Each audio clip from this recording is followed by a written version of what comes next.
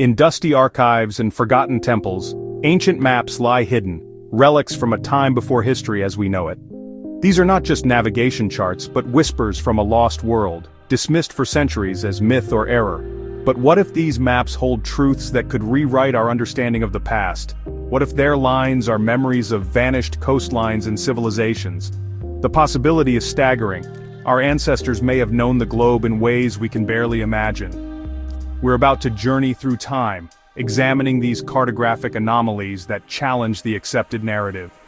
The maps are the key to a story that begins not with what we know, but with what we have forgotten. Our journey begins with maps that defy explanation, like the Piri Reis and Vinland maps, which hint at a hidden history. These artifacts suggest ancient civilizations charted the world long before the Age of Discovery. The maps form a pattern, a chorus of claims, of voyages, discoveries, and a global awareness that seems impossible for their time. Most astonishing are maps depicting Antarctica, without its ice cap. They show coastlines and mountain ranges now buried beneath miles of ice, a reality only confirmed by modern science. Geologists say Antarctica has been frozen for at least 6,000 years, so how did ancient mapmakers chart its subglacial features? The implication: someone, long before recorded history, mapped the world with impossible accuracy. The Piri Reis map, for example, shows a landmass resembling Queen Maud Land, Antarctica, ice-free. The Orontius Phineus map of 1531 depicts the continent with remarkable detail.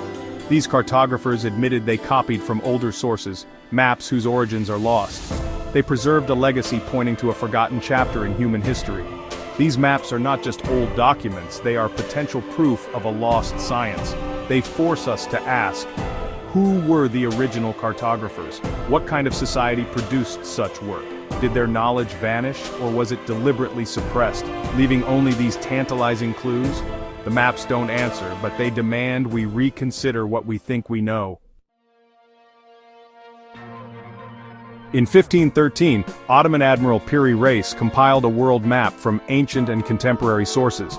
Only a fragment survives, but it stunned researchers with its precision, especially the coastlines of West Africa and South America. Yet, the true enigma lies in its depiction of a large landmass extending from Brazil, believed by many to be Antarctica, without ice. The map shows bays and inlets matching the subglacial coastline of Queen Maud Land, confirmed only by modern radar, but Antarctica has been frozen for thousands of years, so how did Piri Reis know? His own notes say he copied from about 20 older maps, some ancient even in his time. He was a preserver, not the original surveyor. This raises a profound question. Who created those source maps, and how did they chart a continent before it was entombed in ice? Some dismiss the accuracy as coincidence or claim the landmass is a distorted South America, but the correlations are too strong for many to ignore. The Piri Reis map stands as a cartographic out-of-place artifact, a message from a forgotten science. To create such a map, the original cartographers would have needed advanced knowledge of trigonometry and a way to determine longitude, centuries ahead of their time. The map is a ghost from a lost age of discovery. It challenges our timeline, suggesting a civilization with global reach existed long before history records. The mystery remains. Was this knowledge a lucky guess, or a legacy from a vanished world? The Piri Reis map is a puzzle piece that doesn't fit, forcing us to question the story of our past. It is a relic that should not exist, yet it does, and its existence demands an explanation. In 1965, Yale University unveiled the Vinland map, a document that seemed to prove Vikings reached and mapped North America centuries before Columbus. The map depicted Vinalanda Insula, Vinland, west of Greenland, matching Norse sagas of Leif Erikson's journey. It challenged the Columbus-centric view of history, suggesting knowledge of the New World survived in Europe. But controversy erupted. Chemical analysis of the ink suggested a modern forgery. For decades, the map was dismissed as a fake. Yet, the parchment and wormholes were undeniably medieval, and the debate refused to die. Recent advanced analysis found the ink's anatase was a natural contaminant, not evidence of forgery. The map's authenticity is once again possible. If genuine, it means the Atlantic was a known seaway and knowledge of the Americas was preserved in secret circles. The map's depiction of Greenland as an island, accurate for its time, suggests it was based on real navigational charts. Whether real or fake, the Vinland map forces us to reconsider the boundaries of the medieval world. It asks us to imagine ancient sailors crossing the Atlantic, guided by stars and sagas. The map is a fragile link to lost voyages, a document that could rewrite the story of how the old and new worlds met. It suggests that history is not as settled as we think. The Vinland map is a testament to the persistence of forgotten knowledge. It is a reminder that the past may hold more surprises than we expect, and it keeps the mystery of pre-Columbian exploration alive. Ancient maps are filled with phantom islands, lands like High Brazil and Antillia, drawn with conviction for centuries, yet missing from our world. High Brazil, first mapped in 1325, was said to appear west of Ireland, shrouded in mist, visible only once every 7 years. It persisted on charts into the 19th century, inspiring expeditions and sailors' tales. Antillia, the Isle of Seven Cities, appeared on 15th century maps, believed to be a refuge for Christian bishops fleeing Spain. Explorers searched for these islands but found nothing. Why did so many cartographers draw them with such certainty? One theory: these islands were real, lost to rising seas at the end of the last ice age. As glaciers melted, coastlines changed and islands vanished beneath the waves. Legends of High Brazil and Antillia may be cultural memories of lands that once existed, passed down as myth. When cartographers placed these legends on maps, they recorded echoes of a prehistoric geography.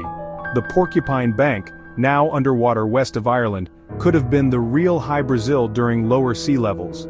These phantom islands blur the line between myth and fact. A map can record a legend, but a legend can preserve a forgotten truth. Lost lands on old charts may be the last signposts to a drowned world. They challenge us to see myths as possible memories of a vanished Earth. Faced with so many cartographic anomalies, some propose the forbidden knowledge theory, that these maps are fragments of a single lost global civilization. This theory suggests an advanced culture existed during the last ice age, with knowledge of geography, mathematics, and navigation far beyond what we imagine. Cataclysmic floods and climate shifts erased this civilization, leaving almost no trace, except perhaps their maps. Survivors may have preserved these documents, which were copied and recopied over millennia, their precision fading into myth. This explains why maps like Piri Reis are accurate in some ways, yet contain fantastical elements. The theory ties together the mysteries: ice-free Antarctica, pre-Columbian voyages, and lost islands could all stem from this forgotten source. It paints our ancestors not as primitive but as inheritors of a profound legacy. Mainstream history rejects this idea. There's no direct proof, only circumstantial evidence in faded lines, yet the maps remain, defying easy explanation. The forbidden knowledge theory, while radical, fits the evidence in ways conventional history cannot. It suggests we are a species with amnesia, and these maps are clues to our forgotten past. Whether true or not, the theory forces us to reconsider the complexity and age of human history. It hints that great achievements may have risen and fallen many times. The maps in this view are the last testament of a lost world. They are a challenge to remember who we once were, and they invite us to look deeper into the mysteries of our own story. We stand at a crossroads of history and mystery, pulled by ancient maps in conflicting directions. Are they the work of brilliant navigators, or echoes of a lost civilization? These maps challenge our understanding, demanding we ask bigger questions about our past. They remind us that what we know is only a fraction of what has been. The past is a living puzzle, with pieces still waiting to be found. Perhaps the first step to unlocking the Earth's secrets is to learn how to read the maps left behind.